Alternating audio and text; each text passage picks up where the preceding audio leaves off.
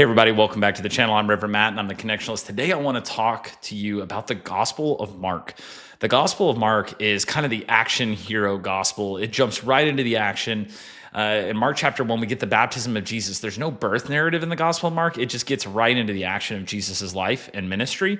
And there's this kind of common assumption that Jesus doesn't claim to be God in the Gospel of Mark. And it's really I can see why somebody might arrive at that conclusion, but upon a deeper reflection, you'll really find that that's not the case.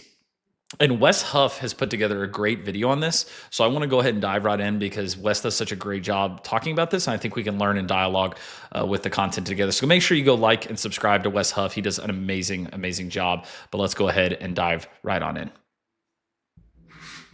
I'm going to go with your assumption that the Gospel of Mark is the earliest gospel. I'm fine with that. Yeah, the Gospel of Mark is the earliest. I think that's pretty much a scholarly consensus at this point that the Gospel of Mark is the first written somewhere around 70 AD. So I'm glad to see him recognize that. For argument's sake, but you mentioned that you did not think that Jesus was portrayed as divine in Mark's gospel, and that's where I think you're fundamentally incorrect. In fact, I would argue that Mark's gospel portrays a more divine Jesus than even John's gospel, which you said is the development to the later gospels. That is not what I would probably say, but I'm curious to see his argument because I could be persuaded. I'm not one of these people that I really try not to be one of these people that's just like, I just dig into my point. I never consider different viewpoints. I'm curious to see why he thinks that. I definitely see John as more of the divine depiction of Jesus, especially at the crucifixion, where we see a lot of Jesus's human nature coming out, right? Eloi, Eloi, lema sabachthani, right? My God, why have you forsaken me? And then in John's gospel, we see him say, like, it is finished on the cross, right? It's much more of a Jesus in his divine nature, right? Because we believe Jesus is one person, two natures, divine and human nature. And so we see this divine nature coming out in John more, but I get where he might be coming at from this. Maybe in terms of the amount of exorcisms that Jesus is doing, there's a lot of supernatural stuff happening in the Gospel of Mark. So I could see him making a case for Jesus being portrayed as more divine in the Gospel of Mark. But that's not a take you typically hear. But I'm curious to find out why. Where Jesus is really human early on, and then he becomes this divine figure. I'm going to prove you wrong by going chapter by chapter through the book of Mark, okay? So Mark chapter 1, John the Baptist makes straight the path for who? It's Jesus, right? In Mark chapter 1, verse 3, it says, as it was written in Isaiah the prophet, behold, I send my messenger before your face, who will prepare your way, a voice of one crying in the wilderness, prepare the way for the Lord, make his path straight. Yeah. Prepare the way of the Lord, right? I mean, prepare the way for Jesus, who is Lord. If you go back to what he's quoting, it's a good Isaiah point. chapter 40, verse 3. It says, a voice of one calling, prepare the way for Yahweh in the wilderness, make a straight highway for your God in the desert. Now, when you hear Mark setting that up and saying that Isaiah the prophet says, behold, I send a messenger before your face, you're expecting Jesus to prepare the way for Yahweh, but that's not what he says is happening. It's John the Baptist preparing the way for Jesus. Who is he saying Jesus is if he's quoting Isaiah Correct. Chapter 40, verse 3, where a way's prepared for Yahweh, but John the Baptist is preparing a way for Jesus. Right. He's saying that Jesus is Yahweh. Mark chapter 2, no one can forgive sins, and yet that's exactly what we see Jesus doing. In Mark chapter 2, verse 7, Jesus' detractors see him heal someone and say, your sins are forgiven. They say, why do you talk like that? This is blasphemy. Who can forgive sins but God alone? And Jesus, what does he do? Does he correct them, saying, no, I'm not God. I'm doing this by the power of God? No, he doubles down. He says, no, it's easier for me to say your sins are forgiven. He's claiming to have that divine prerogative. Right. So far, I am on board. I am on board with Wes Huff's claim that the Gospel of Mark depicts Jesus as being the divine Son of God. I don't know if it does it more so than the Gospel of John, but Jesus definitely has divinity in the Gospel of Mark. That much is made clear. Mark chapter 3, Jesus casts out demons by his own power. Yes. Chapter 3, verse 27, no one can enter a strong... To be fair, though, he then gives that authority to the disciples later on. But still, yes, I get what he's saying. ...man's house without him first tying him up. Then he plunders the strong man's house. He's talking about having authority to do this to Satan. They're accusing him of casting Satan out by Satan. He's saying, no, I have the power to both tie Satan up and plunder his house. Yep. That is a prerogative that only God has. In Mark chapter 4, Jesus calms the storm. In verse 38 of chapter 4, Right. it says, and Jesus awoke, and he Even the wind and the waves obey him, right? Who is this that even the wind and the waves obey him? rebuked the wind and said to the sea, peace, be still. Yeah. And the wind ceased, and there was great calm, and they were filled with great fear and said to one another, who then is this that even the wind and the sea obey him? It's the Lord of hosts, right? It's the Lord of the universe. So yeah, Mark is depicting a divine Jesus. I just was kind of mildly dubious that it does so more than the Gospel of John, because John he says it directly many, many times. So I think he was more saying that to prove a point. He was being a little bit hyperbolic to prove a point. But the point here is standing well, which is that the Gospel of Mark absolutely depicts Jesus as God. If you go to Psalm 107, verses 28 and 29, it says that when people cry out to God in the midst of the storm, it's Yahweh who calms the storm to a whisper, and the waves become quiet. Mark chapter 5, verses 35 to 43, you have the story of Jesus raising Jairus' daughter from the dead. Yep. If you go back and look at instances where prophets raised the dead in the Old Testament, you have examples like Elijah raising the widow's son in 1 Kings 17. But it's Widow of done by Zarephath. crying out to Yahweh to restore life, because Yahweh has the ability to give life and take away life. But when Jesus raises Jairus' daughter from the dead, he merely tells her to get up. Talitha cum. Why? Because he is the one that holds that authority of life and death. Mark chapter 6, Jesus walks on water. Chapter 6, verse 48, he came to them walking on the sea. Now, what's interesting about that is that there's a parallel in the Greek with the Greek translation of Job. And Job chapter 9, verse 8, it says that it is God alone who stretches out the heavens and does what? Walks on the waves of the sea. You have an interesting parallel there in the Greek.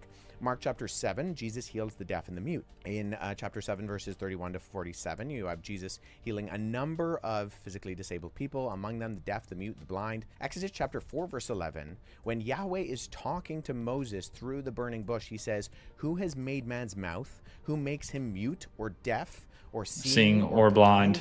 Is it not I? Right. Is it not Yahweh?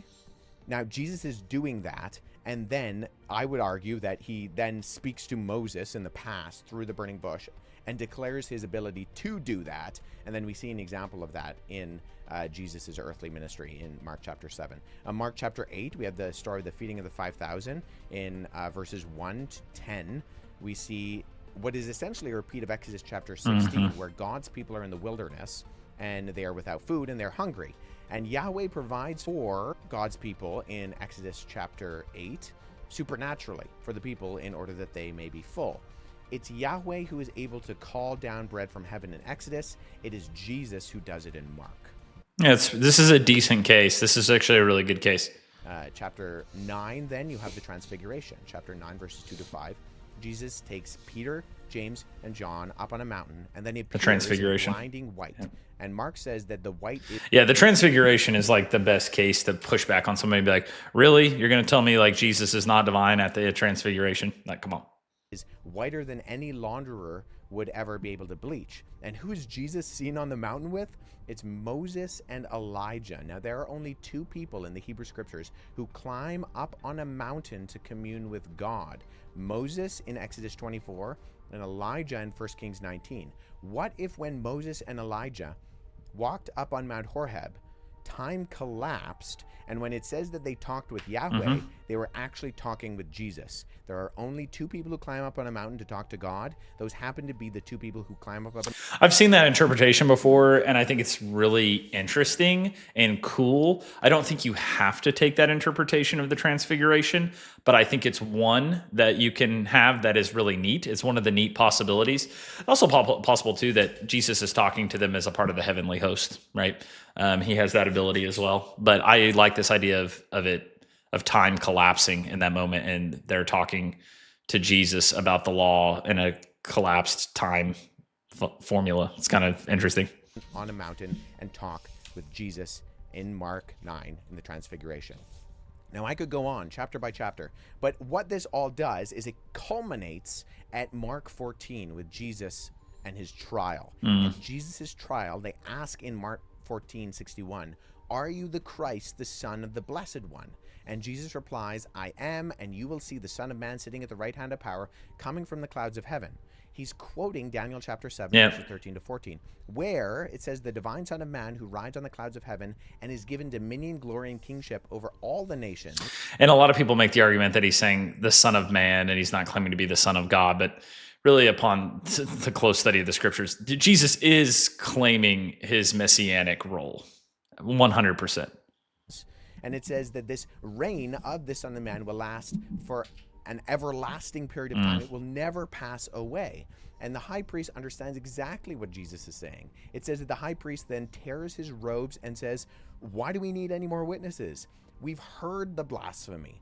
When Jesus calls himself the Son of Man and quotes Daniel chapter 7 about himself, he's putting the exclamation mark on this whole ministry.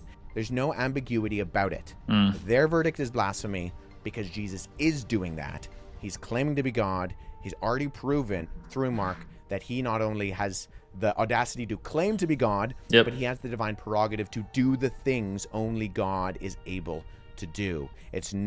Yeah, we're gonna go ahead and stop there because I don't want to accidentally go too far. But yeah, this is a really good way. So when people push back and they say, "Well, Jesus didn't actually claim to be God in the Gospel of Mark," well, you can take them through the list Wes just did, right? Prepare ye the way of the Lord. Who are we preparing for? Jesus, the Lord, right? You get to the Transfiguration, right? Who is this that even the wind and the waves obey him? When Jesus is forgiving sins, even though they believe that only God had the power to forgive sins, but he's doing it anyway, right? This is all Jesus proclaiming, sometimes indirectly, who he is. But that's kind of the style of the Gospel of Mark. It's also the style of Jesus to not be too incredibly direct. You'll see in the Gospel of Matthew and of Luke that when Jesus does something, sometimes he'll tell the disciples not to tell anybody because Jesus is trying to be kind of secretive about his identity early on, because he needs to be able to do his ministry for a while without these massive crowds. And so he doesn't want to just reveal it all at once. So he tells the disciples to kind of, keep this on the DL until the time is right. But this is a really, really good video by Wes Huff, a common Bible myth that is smashed. So I'm appreciative of him for doing that. So make sure you go like and subscribe to him. If you like my commentary today, make sure you like and subscribe to the channel. It's the best thing you can do to help a young and growing channel like mine. But I'm River Matt and I'm the Connectionalist, and I'll see you again soon. Bye-bye.